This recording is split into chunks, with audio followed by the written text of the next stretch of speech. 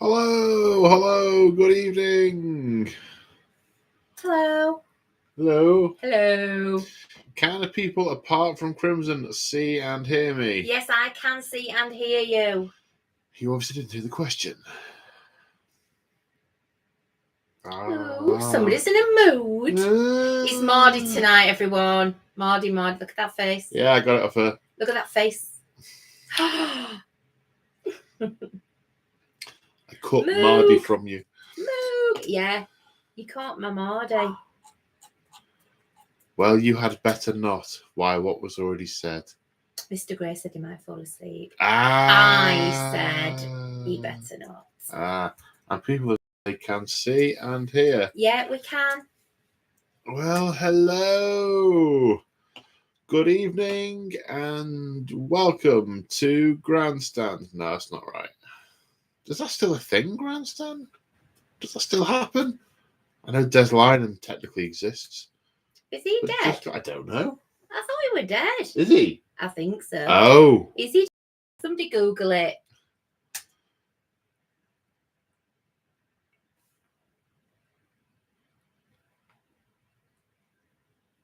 Okay, so status of Des Lynam notwithstanding. Is he dead? I honestly don't know. You'll have to Google it. I'll Google. You're the one not being filmed and projected to the interwebs. Oh dear. No. Grandilia says he's alive. Oh, fantastic. Oh, I'm always pleased when people aren't dead. Especially if they're royal. I'm sending positive vibes to Queenie. Can we just send a shout out to Queenie? If she dies, I'll be devastated. You will. I think a lot of people will.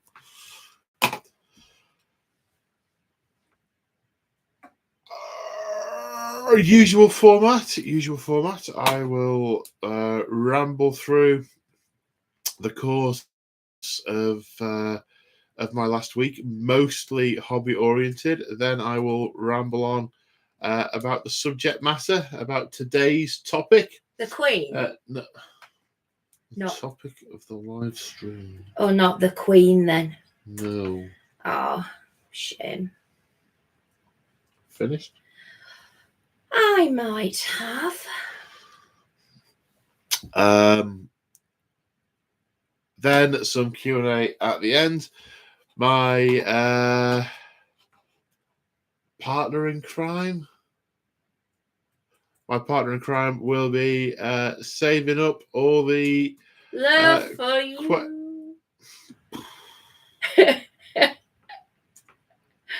All right, I'll shut up now. So if I appear quite tired, it's because I've just started a new job and I'm quite tired. That is why I appear to be so. Well, look, if I tilt my head back like this, you can see the softbox that's making the light on my face in the reflection of my glasses. Ooh, like a moon. No, never mind. Maybe not.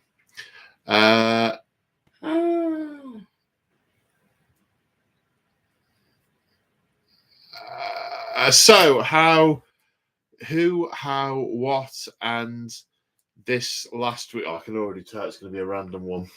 Oh God! I can already tell. Oh God! Keep it going. Tell them about the shower. I would say more. Oh. The shower's good news. Yeah, it's finally finished. I finally paid for it because it's been finished, and I resent every penny. I don't resent every penny, just most of them. But on further news of leakage, the shed's leaking. The shed is leaking. Shed sprung a leak. Yes. So,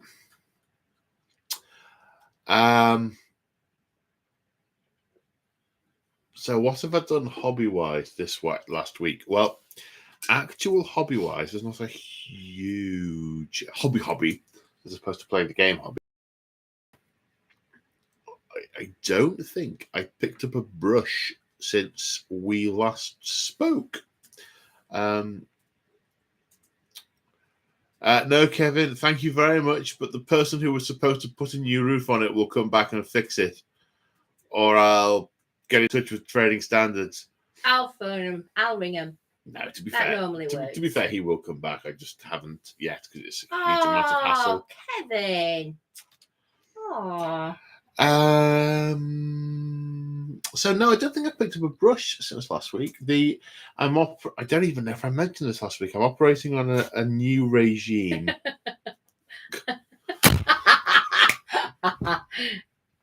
Mick, we love you. It's his revenge for Saturday, which I'll come on to in a bit. It's entirely his fault. Entirely his fault. So I think I mentioned last time. I don't know if I mentioned last time. I've got a new hobby regime where I am. I've picked a project. I'm working on that project till it's finished. Then I'm going to pick another project and move on to that other project. And I think I'm in the middle of a pile of hobgrots at the minute for my cruel boys. So I was like, how did you say? I write it out of a finger. With my cruel boys, I've got hobgrots. Then I have got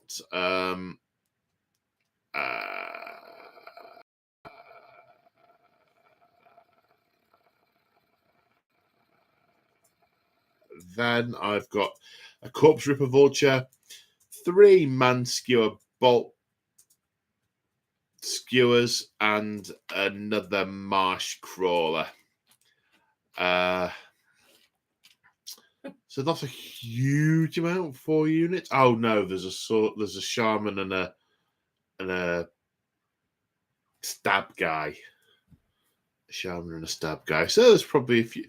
Well, no, you see, I'm gonna have to reset my how long thing takes a meter because I'm now not got time during the week and I'm tired in the evenings. You've only done 2 days. And it feels like a year. What dear me. I'm tired. I can't help being tired.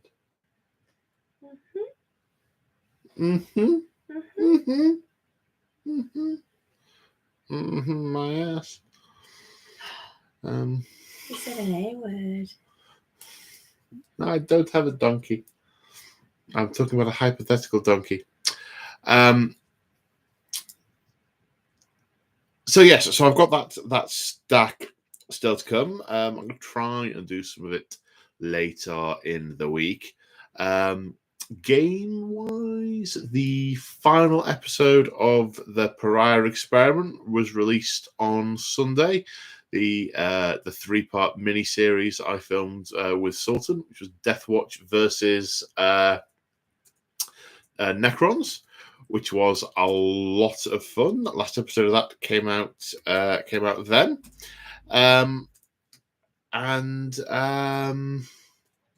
This weekend just gone, I arranged. There's been a lot of AOS happening at Paul. Say hi, Paul Towers. Some of you will have seen pictures posted up from various people in the Discord. So some of you will know. I periodically have the fire extinguisher. No, I periodically have some of the deployment zone guys up to chill out and do hobby generally without the camera to just chill out and relax. And the last time the guys were up here in September, a few of us said, you know what, we should do this for AOS. Into AOS. And I said, oh yeah, let's do it. Right, well, booked up loads this year. So let's arrange it with plenty of notice so everyone can work around it and set it up for February. Yeah, great idea. And a few people dropped out in December because they'd spent all their tokens for being allowed out and in 2022. One person dropped in the start of this year because they'd forgotten about it, and couldn't adapt their diary, and as I've started to play more and more AOS with some of the say Hi Paul regulars on the channel, I invited a couple of those as well. So I thought, yeah, we'll have a good group. And then Storm, what's its name, on Friday marooned the southern contingent on Friday, and they weren't able to make it up.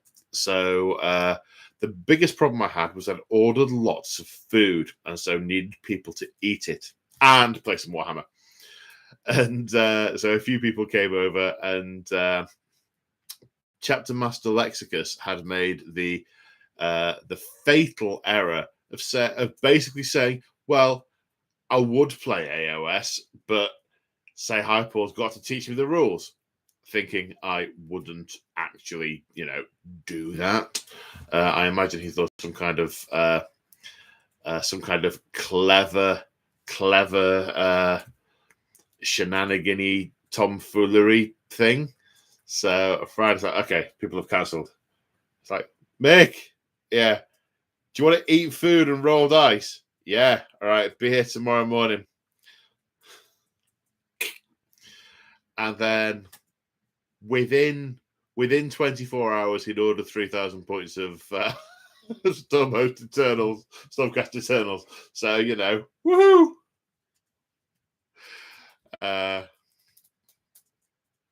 So we did a lot of AOS the weekend, had a lot of really chilled out, relaxed games, and it has inspired the subject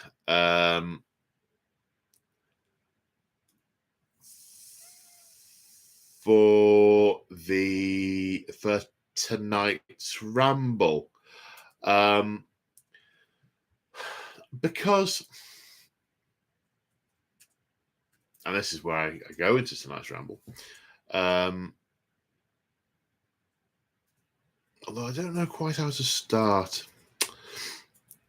Recently, and the titles of the books are unimportant, I've recently read a couple of new army list type books, sort of Codex Battle Tome type things, ones that I hadn't read before. And one of them took me 2 weeks to get my head around, and the other one took me 30 minutes to get my head around. And thank you, Paul. Diet Coke sponsorship. I still haven't got no sponsorship deal from them. Who knows why? And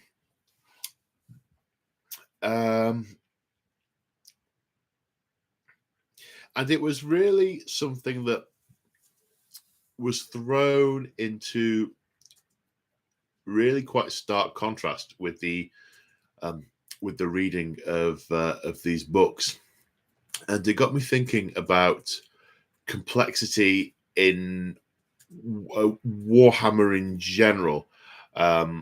So both levels of complexity in AOS and levels of complexity in 40k. So I thought I would about them. 40k. I started playing 40k in 2nd edition, and we've fundamentally had maybe I won't start with that bit. The majority of editions I've played of AOS was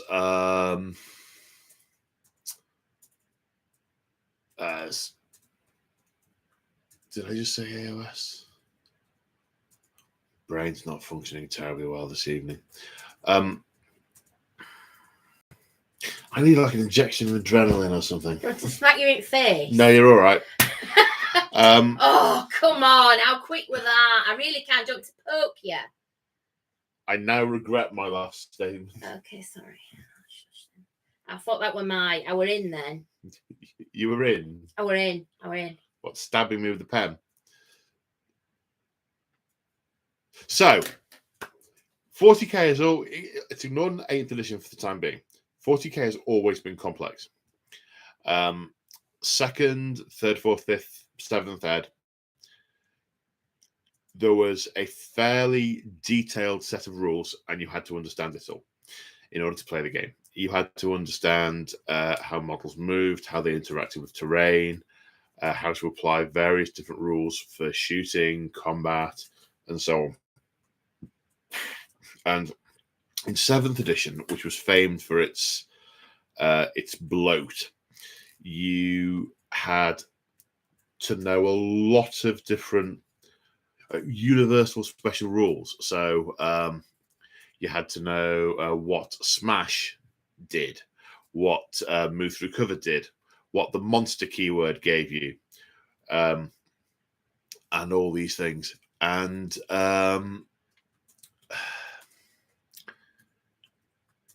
that was an element of complexity. And but once you knew all that, you could open any codex pretty much, look at any stat line, and any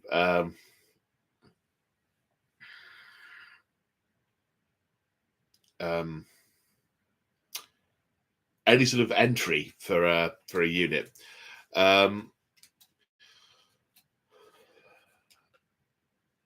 And you knew what you were doing, because once you'd learned all the keywords, all the unit types, how these things interact with each other within the game, you didn't have to learn anything else. You could just pick up a book and a set of models and play. 8th edition had very little complexity. It had what I just described in the data sheets. You could just pick it up and play with it, but it had a very fundamental game mechanic. What I'm finding now in 9th ed is, whilst the core mechanic is relatively straightforward, I mean, there's a lot of verbiage in it to convey relatively simple concepts, but it's still relatively straightforward. It's not 3 or 4 sides now. It's a dozen. Mr. Porser, 2nd edition 40k, bringing back Space Dwarves. We can only hope. Space Dwarves turn up, and I am all over those things. Oh yes, I am. I want an ancestral lord casting Force Dome while my trikes run over some orcs. Yeah. And then the exo armor thunders along with axes and bolters and smacks heads, just thundering very, very, very slowly because they got teeny, teeny, tiny legs. But I digress. But 9th ed, all the complexity has come back, I believe. But it's not in the core rule set. It's in each and every codex. And there are lots of parts of that codex that interact with each other. And again, this was quite apparent to me from this book I was reading through. I had to do this on this page, check this on that page, check the other, this rule, how it interacts with that rule, and this, that, and the other. And it was a lot to try and get into my head, and a lot to try and get my head around. And on different pages, I found this in the Tau Codex quite recently. You used to know what a burst cannon was. And in whatever vehicle it was mounted on, a burst cannon did the same thing. Now it's a piranha burst cannon, or a devilfish burst cannon, or a something else burst cannon. You have to go to the exact page to get that stat from, because they're all different. You don't just know what it is by knowing it's a burst cannon, or a pulse carbine, or a this, or a that. And it's not. Oh, Do you reckon? Sorry, another super chat from Mr. Paul Gray. Do you reckon for a Lord of War brackets Titan scale, the squats will get the land train or Colossus from epic Titan legions? Sir, I certainly hope so. I love the idea of driving a train across the table, and each turn you move another 12 inches and hook another carriage on. I remember that land train Colossus. It was huge. It was it predated it, but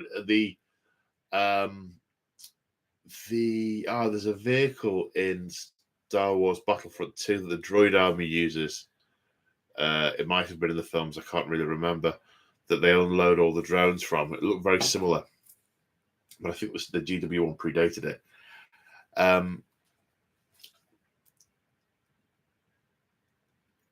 Yeah, so I find the complexity. I have concluded that my opinion, because opinions are like buttholes. Everyone's got one, and this is mine.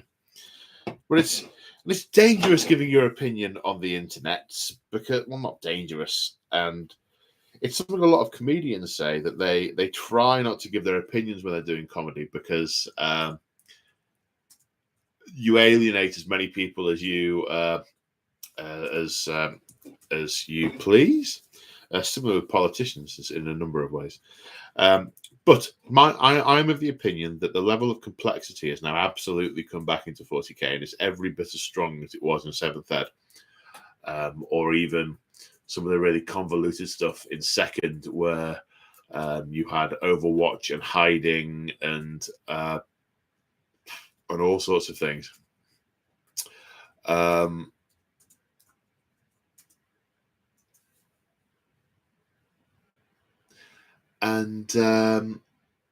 But the difference is that every time you want to play a new army, you have to relearn the complexity. It's not, and not necessarily the actual mechanics. Like, there are some mechanics I do like from 7th Ed, and there's some that I really like from 8th and 9th Ed. But every time I'm finding now, every time I'm playing a new army, and I am a bit of an outlier because I have a lot of armies and I play them relatively infrequently, so I'm quite cold to the rules when I come to each one. And 8th Ed, it was really good for that. I just picked up the book and knew what everything was. I am finding that I have to relearn the game to all intents and purposes every time I want to play a new army. Not the whole game, obviously, but that complexity is there each time I open a book, and I have to wade my way through it. And when I'm doing a battle report, sometimes it can take me 2 or 3 hours before the game trying to work out what everything does and how all these things interact and what I need to say to the camera and all these things. It's very much not pick up and play. Now, I want to contrast that with Age of Sigmar, which, by contrast, on Saturday we managed to get Mick playing within about 10 minutes.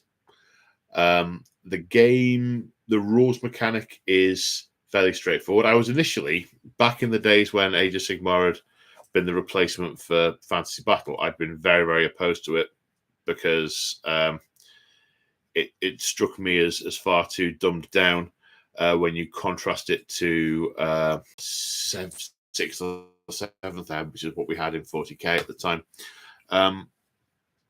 But what I find with Age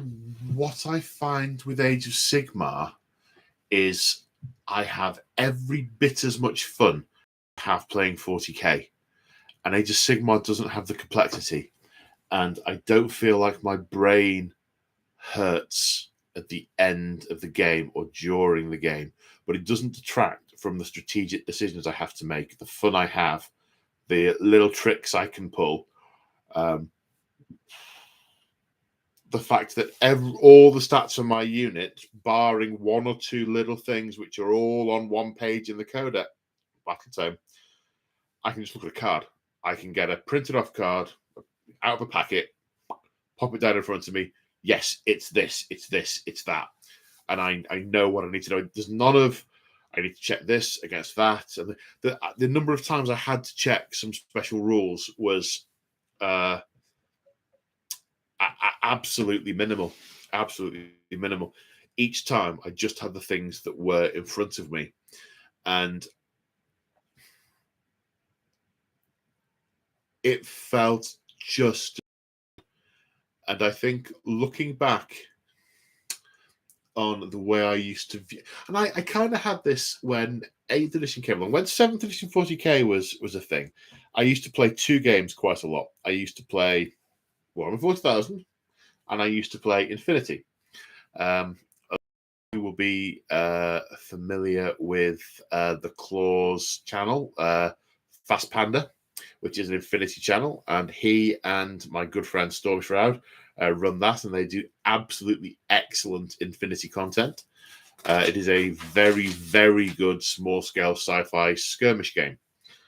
The reason I stopped playing it, though, was when I first played 8th edition 40k, I loved the way that I was still able to play 40k and have fun, but the complexity of rules that I had to learn wasn't there. Because Infinity was a secondary game for me, I didn't have the depth of knowledge, and I was sort of struggling against, I don't quite know how this works, don't quite know how that works, need to look stuff up. I'm a bit stressed. Do I do this? Do I do that? And if I was playing it week on week, it would absolutely be no problem whatsoever. And I do stress it is a very good game. But I was very drawn. It was then a stark contrast, the complexity of playing Infinity, which is very similar to the complexity of 7th edition, to the simplicity and streamlined nature of playing 8th edition, which I liked. I liked the 8th edition. And I find there he is in the chat. Fast Panda Gaming, the Claw, more Infinity content. Check us out if you want to see some of the best tables and coolest games in a sci-fi skirmish setting. Go check those guys out. Some of their tables are absolutely phenomenal. They've got like docks with boats that they're fighting on, and redwood forests with tree trunks the size of your arm, and spaceports and all sorts. They're great. Go check them out. Anyway, and the thing for me then was I got a taste for stripped back, and I'm now in a similar situation, I feel, with 40k and AOS. It's starting to feel more and more like the amount of effort I have to put in mentally to have a game of 40k is significantly greater than the amount of effort I have to put in mentally to play Age of Sigmar. And I'm not enjoying the Age of Sigmar games any less. I'll be quite honest, I prefer the 40k universe. The Age of Sigmar stuff's getting better and better, and they're doing lots with it, but I don't think it's ever going to beat a Space Marine and an Eldar Howling Banshee going at each other. And if you've never seen the intro video for Dawn of War 2, look at it on find it on the YouTubes, and you'll that video typifies for me the rule of cool with 40k, and that's it. Age of Sigmar is going to have to go a long way to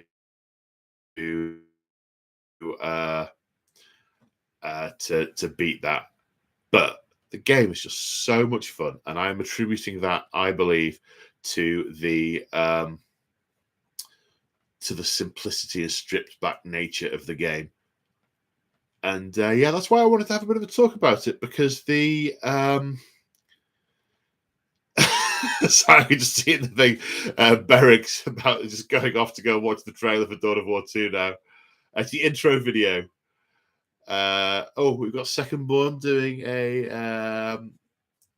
a member for 10 months comment. AOS is a better game system. I've had better competitive experience with it. 40k is better lore, so narrative games are more engaging. Yeah, I mean, it's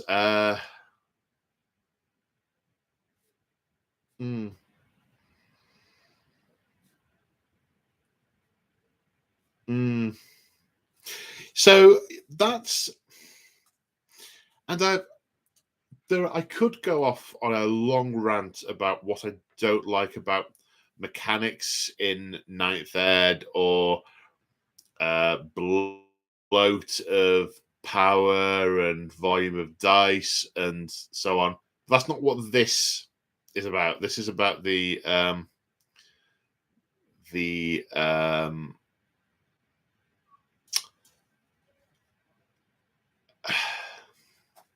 this is about complexity in gameplay, and whether or not.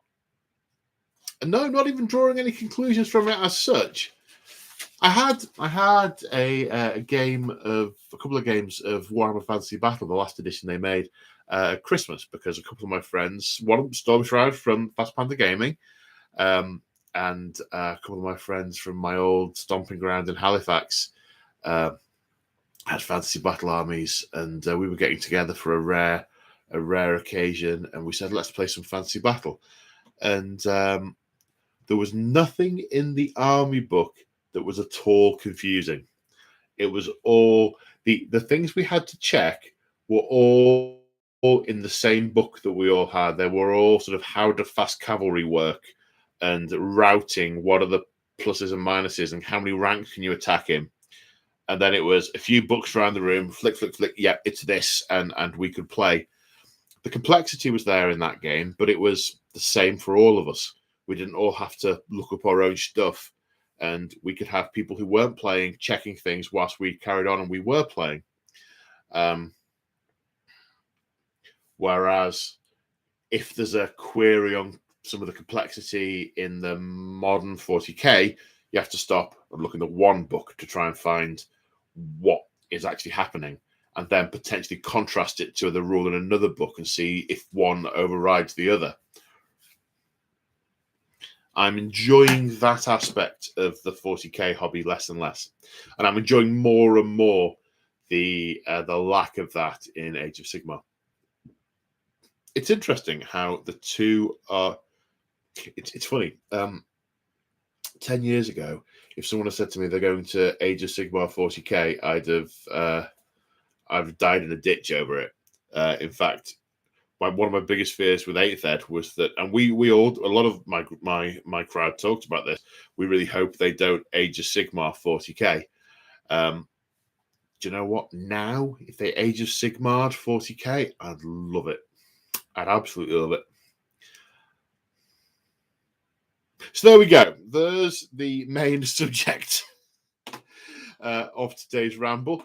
Do we have many questions relating to that subject? Because we'll do some of those, and then I'll go to Discord for other things to ramble about. Okay. Oh, it's got one of the things down the side that I can pull. I thought I'd give you something to do. Thank you. You're welcome. Oh, it's not working. I ripped it. Not in a good way. I've left a bit on the thing. No new lobsters this evening. The lobsters are all poised and ready to go onto my noggin.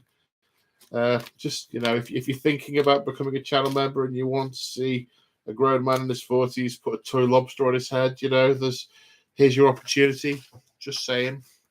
We're talking about the new edition that will be here next week. Oh, is it a surprise?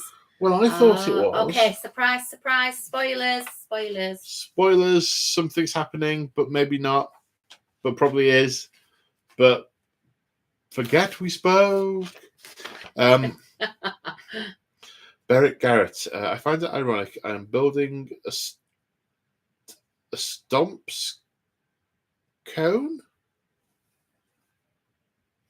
I'm building a stomps cone? Sorry. I'm building a stomps, one of the most complex kits. I'm building a stomps. Could that have been a stomper? It could. I find it ironic. I'm building a stomps or possibly stomper, one of the most complex kits, as Paul is rambling about complexity in the game. Yeah. Irony so thick you could brush your teeth with it.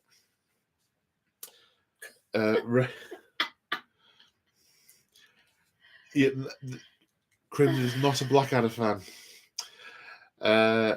Range 88. When it comes to complexity, I find that if you use the army and know it well, the complexity is not an issue. If you use lots of armies, then you run into the issue. Yes, I concur with that. Because if you're using one army, you've got one set of complexity. Yeah. I get that. That makes perfect sense.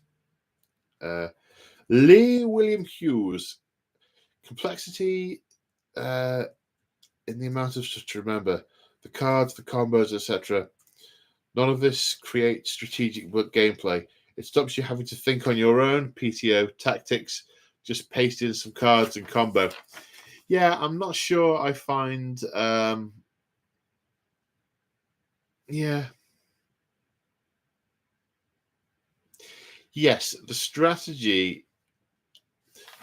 I find in AOS, because this is about contrast, right? We're contrasting things here. I find in AOS, the strategy is about what units I do what with where, and where I use the couple of stratagems that you get, which are pretty much common for everyone. Whereas in 40k, the strategy is about where to employ what combinations when, not necessarily what you do with the units. Is that fair?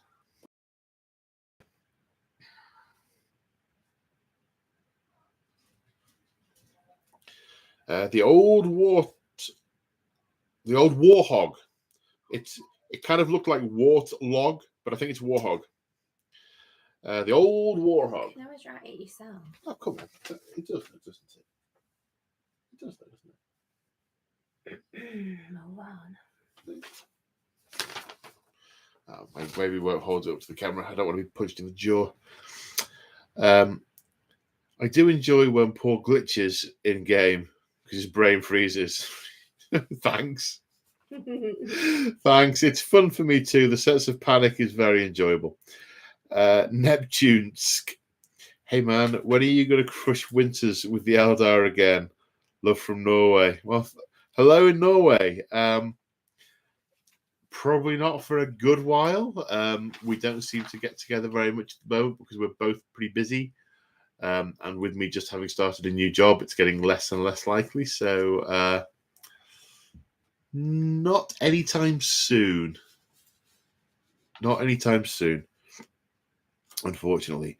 Paul Gray, I say hi, Paul. When I did 7th, people never did like the 4 Chimera 500 patrol.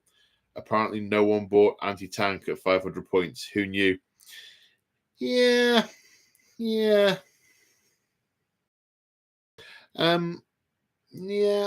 I always made sure I had some anti-tank in that size game. And in 7th ed, you could just run up to the chimeras and punch them, and you'd blow them up on the rear armor. So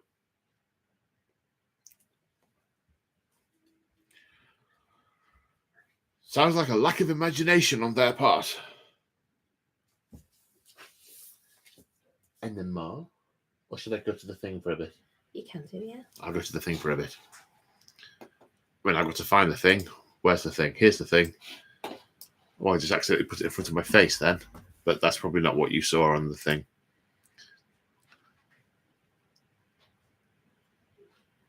Say hi, Paul. Live stream topics.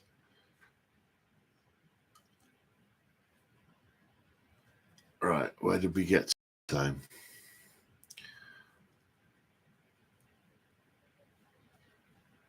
I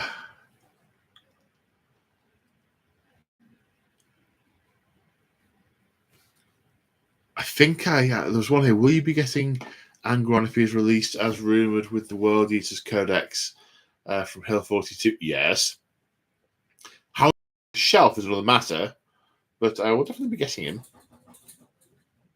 That sounds like a dog rattling at the gate at the bottom of the stairs. Do you want to call down to the dog wranglers?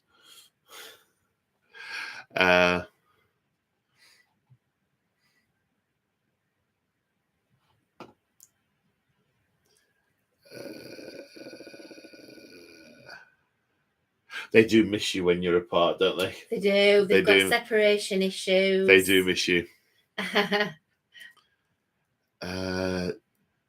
Do you have Magnus and Mortarion to paint? No, neither yet, because my armies aren't big enough for them yet. I do have Thousands and I do have Death Guard, and I absolutely will get them. Assuming I get my Death Guard and Thousand Suns painted at some point before I expire, I will totally be getting Magnus and Mortarion. But I haven't yet.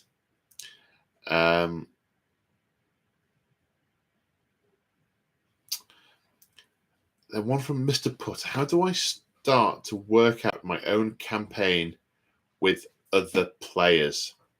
The way I start is by thinking about. Normally, when you're in this situation, it's because you have you each have an army you want to play, whether there's 2 of you or whether there's 4 or 5, 6, 10 of you wanting to play in the same campaign. The first thing I start with is what reason is there or could there be for the same forces to be fighting over the same thing or in the same location? So if you've got Necrons, you could easily say it's on a tomb world. That's below the surface. If someone's playing Orcs, you could say they've only just landed on the planet. Then their space was just crashed. There's all sorts of. That's how I start, and then that's how I work through why they are in the place they're in, and normally that then is the start of a story. So if you've got, I don't know, if you've got chaos and a chaos invasion of an imperial world, then you can easily mix a number of other things into it as well. We say, right, well, how can Necrons be here? Gene Stealers, right, well, there's a Gene Stealer cult on the world, which means Tyranids could turn up. So I start there. That is where I start.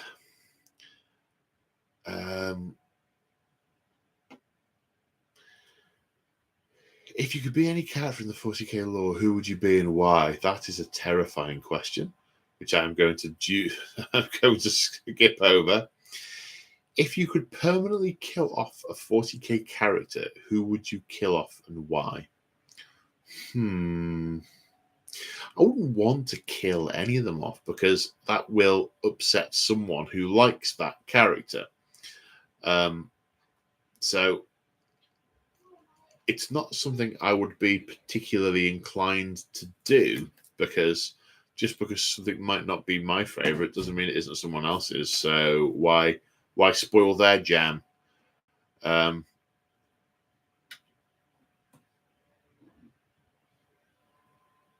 Yeah.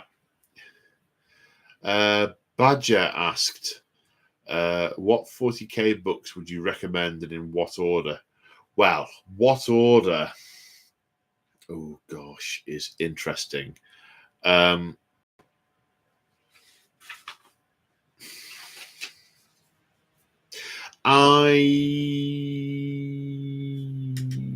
come back to the order. I don't know that I can necessarily answer that. I like the Ravenna series of Inquisitor books. There are reasons why I prefer Ravenna to Eisenhorn. One of which I'm sure is that I read Ravenna first, but without giving plot spoilers to I of just the fact that that's the order in which I read them. Listened to. There are a number of Horus Heresy books which were superb. I would always say, if you were only going to read 2, I would say read Know No Fear and then Betrayer. They are both superb books. There are lots of good books in the Horus Heresy. There's some that are mediocre. for me, they are superb.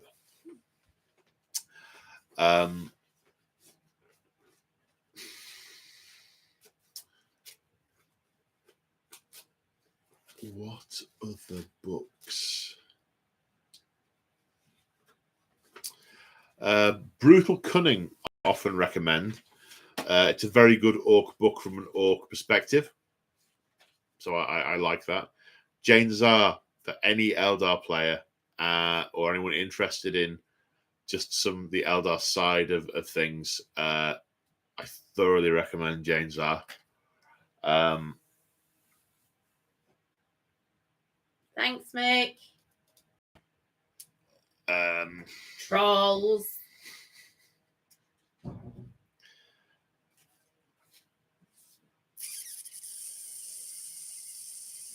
And the first Caiaphas Cain book. It's very good. It's very good.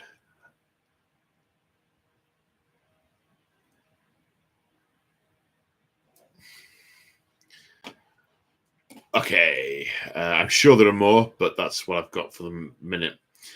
Gwahir the Windlord. I think I pronounced that right. How would you recommend making games more immersive? Normally when I write a campaign, I get very immersed in the story, same as when I start writing lists, building and painting. But when I come to play the game, all that kind of goes out of my head, and the cinematic storytelling side of things goes out the window.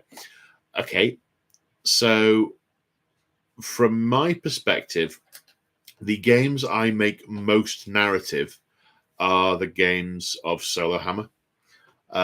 Because I'm doing everything, I'm not sort of doing the back and forth with another person. One thing happens and I sort of get the chance to, because there's not for me to talk to, I naturally lean narrative summarizing. I've tried to do that a few times with an opponent, and it's not terribly easy. The best thing I can suggest trying is deciding at what point you are going to start to summarize things and get the immersion. I know you might not be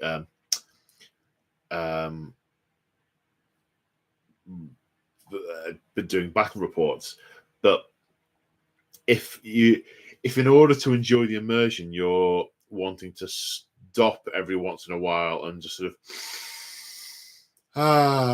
Prometheum and spent bolt rounds, I would say do that at the end of every phase. So what's happened here, right? The commander has ordered such and such and such to do this, and then the inspiring presence of so and so has done the other, and then you sort of get that sort of almost like time lapse, and this unit here has totally hacked through this stream of this orc tide, whereas this unit, there was clearly a problem with their bolt weapons, or they're still disoriented from the Terminator flare because they fluffed all those dice rolls, and then they were gunned down by XYZ. I would sort of time box it. I would decide at what time point you're going to do it, and then remind yourself to do it.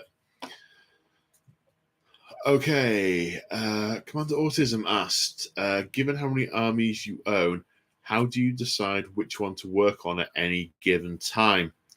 Gut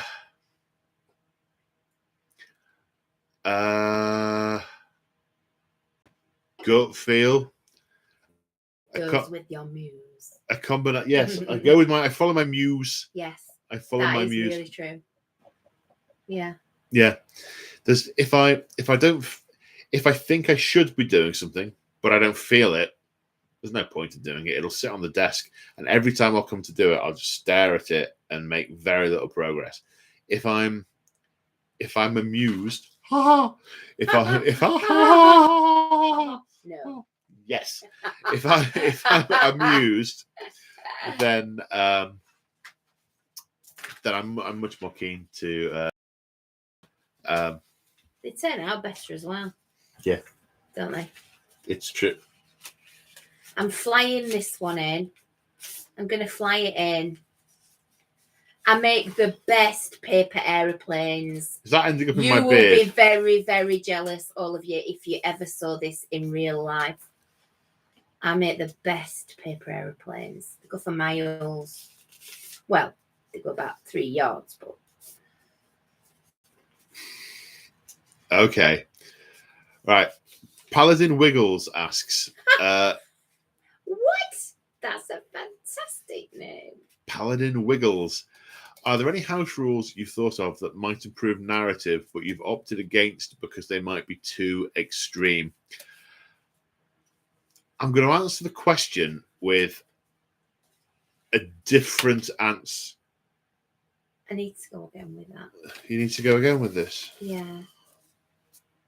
Oh, see how it flew then? Did you see that? I've flown that one in. Airmail. I'll get to it in a minute. If I answer a slightly different question, if I answer a slightly different question, there are an absolute ton of rules and tweaks I could make to 40k to make it play more narrative. I've for a very long time I've GM'd a lot of roleplay games. I've written roleplay systems. I've done similar with live roleplay. It's something it's a skill I have got and I could do.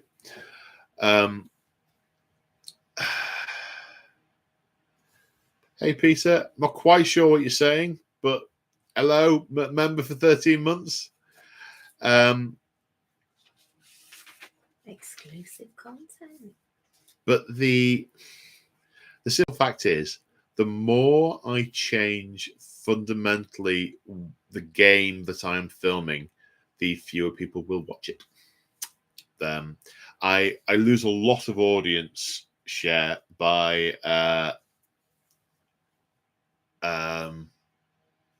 having house rules. I get a lot of snooty messages saying, this isn't, I don't even recognize this as 40k anymore. And I'm like, yeah, okay, I did tell you at the start, if you didn't like the sound of it, this wasn't going to be for you, but you decided to watch it anyway.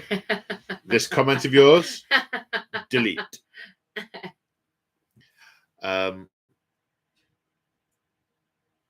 I want to keep my audience appeal as wide as I can. The reason unless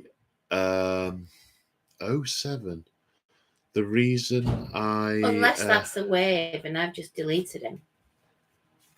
I think that was a wave and you just deleted him. Sorry if that was a wave and I've just deleted you. Yeah, generally if they've got the actually I was only hovering and I did it by mistake. Oh, did you? Yeah, I was hovering.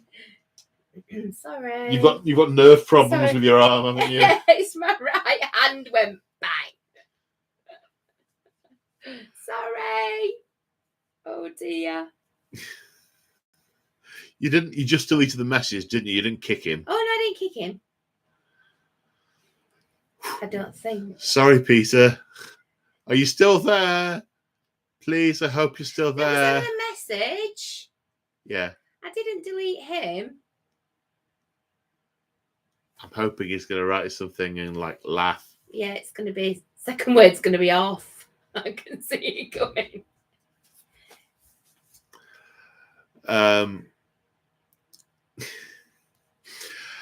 So the only he's still there. Oh, you silly. The only reason I introduced the house rules in the first place was because, well, the channel didn't exist before the house rules were necessary, because the house rules have started because and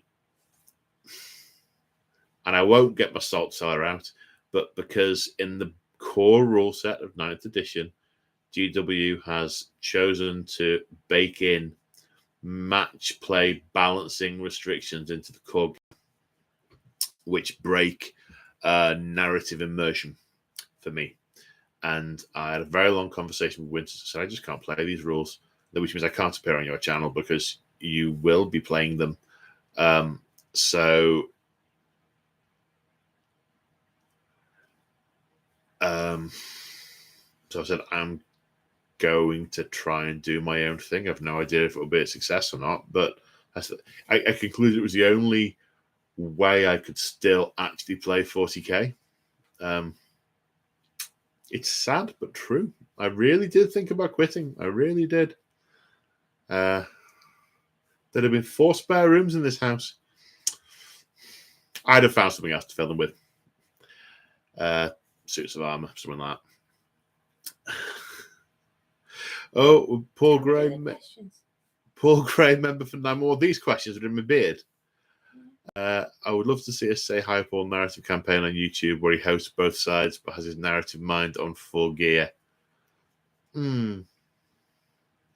Interesting.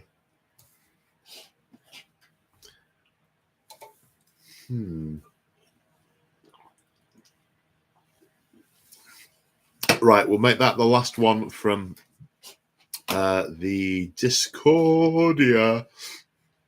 And just to say, Mick, I was going to play, but then I ended up with the girls who get very bored very quickly.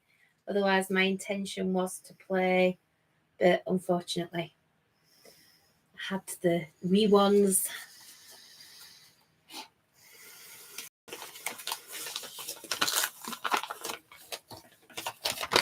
Which side am I starting at this one? Lee William Hughes. Now I play Gaslands for fun. I build cars, make up lore. It's absolutely full of hobby spectrum gold. I don't play 40k or AOS now, really, but I still paint and collect and stay in the hobby till it improves. I know a bunch of people who play Gaslands. Many of them are people who don't play 40k anymore. James Byrne, what gets me is the sheer volume of stratagems. So much to remember. What do you think? The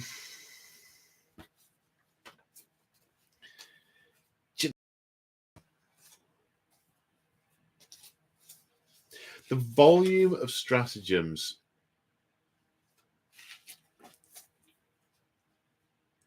There's a lot to remember with stratagems. I find when I have to read them in the book, I just can't get my head around them because there's just so much verbal diarrhea in the way they're worded that I can't get it off the page. If I've got cards and I can take them a piece at a time and try and work out what on earth this is on about, and then go, I'm not going to need that with this army, and then repeat until I've got a little stack I can use just with the game I'm having, I think it's okay. I would be far, far happier if they did on the cards and in the codices what they did in the main Ninth Ed rulebook. They have a brief summary that tells you this what they're trying to achieve in plain English, separate from the then detailed explanation of how that is approached. If they did that, I think it would improve mightily. Chapter Master, would it be better if you had to pre-select strats before a game and then could only have a maximum number of X numbers? No! Well, better for some people, I'm sure. The thing I like about stratagems is they're things that you can use when occasional things that do happen in the lore actually happen, like a vehicle explodes, or there's one in the Chaos Codex, Chaos Familiar, like you swap a spell around.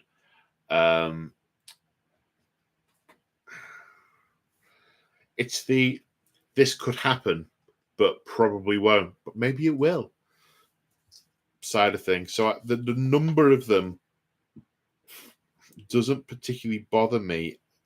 I suppose it's the ones that you have to use to actually make your army work. They're a problem that I perceive. you have to learn a lot to actually make your army function, as opposed to them just being extra little things.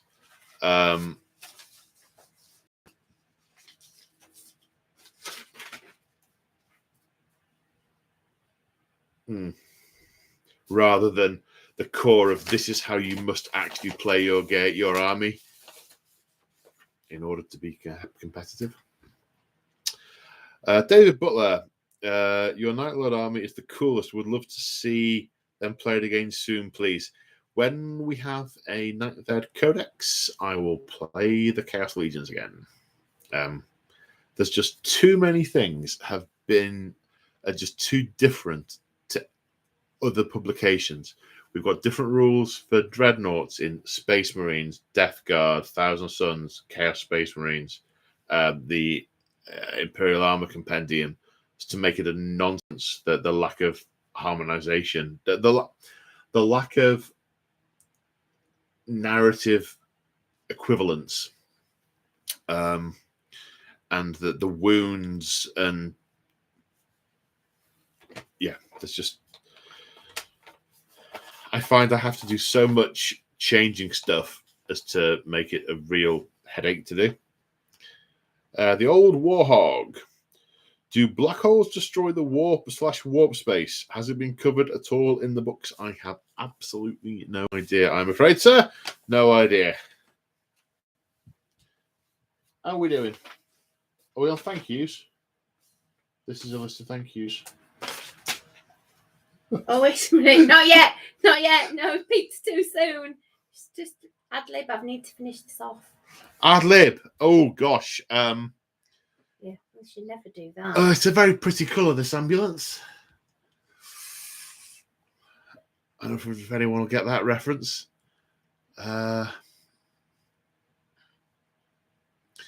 It'd be really enjoyable to watch you learn the game, Crimson. We're going to, aren't we? Yeah. We're going to. I've responded. What have you put?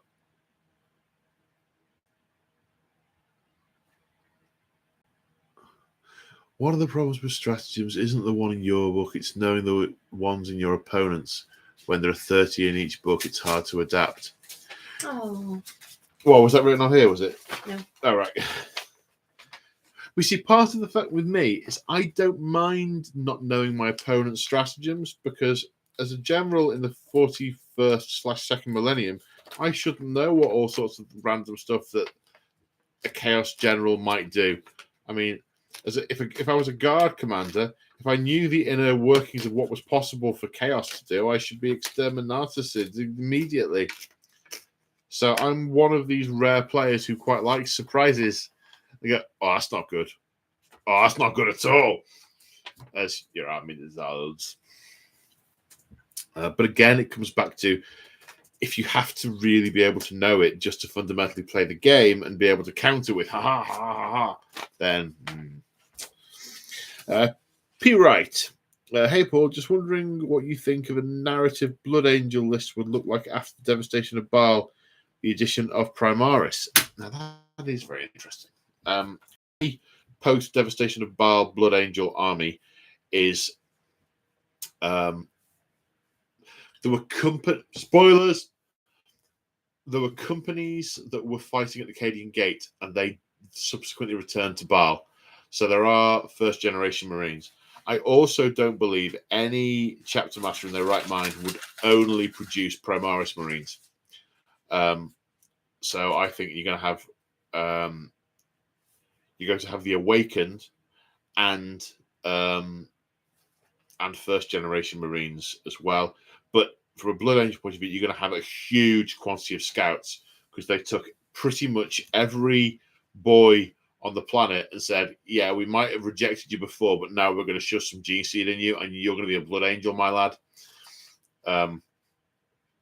So immediately after the devastation of Baal, for the sort of following decade or so, shed load of scouts, relatively few first generation Marines, and being buffed and supplemented with the Awakened.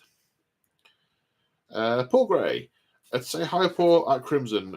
we could all imagine if the Crimson Ribbon had to carry on, but it was then moved onto the Say Hi Paul's channel as battle reports like a Gehenna campaign. That's an interesting idea.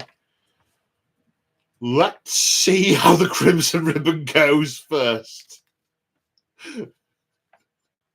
Because I might really screw it up. You never know. I mean, I hope I don't, but I could. How are we doing?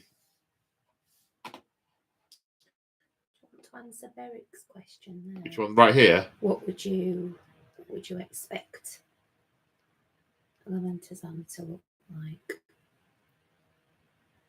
I honestly couldn't tell you. I am not very familiar with the ins and outs of the Lamenters. It's not a chapter that I've ever particularly dug into. Sorry. I mean, I could frantically Google on the other screen, but that would be a relatively slow process. Most of my stuff comes from frantic Googling. It's like, I wonder what this is. I like answering questions that I don't know the answer to. I don't like leaving questions unanswered in my brain. We have 3. That's a very good reminder, Mr. Lexicus. So, our friends over at Tabletop Events, having done a lot of AOS this weekend, our friends over at Tabletop Events have said, should we do a Say Hi Paul AOS day? Do you think that'd be a good idea? And a bunch of us said, yeah, all right. So a date has been chosen. 1st of May, Tabletop Events is Say Hi Paul, learn to play AOS, or just come along with some models and play AOS. Low-key event. Tickets are up on Tabletop Events website. There's a link in Say Hi Paul Discord. Yeah. AOS. I'm sensing more AOS in the future than there has been in the past.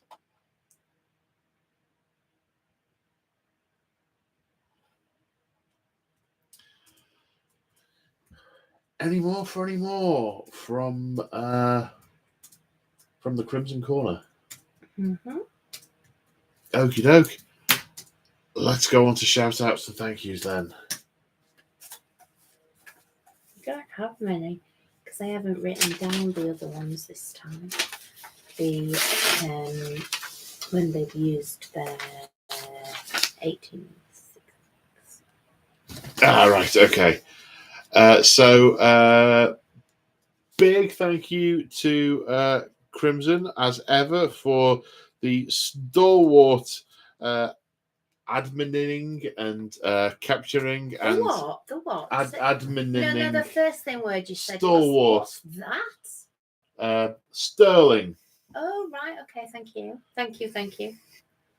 Just checking.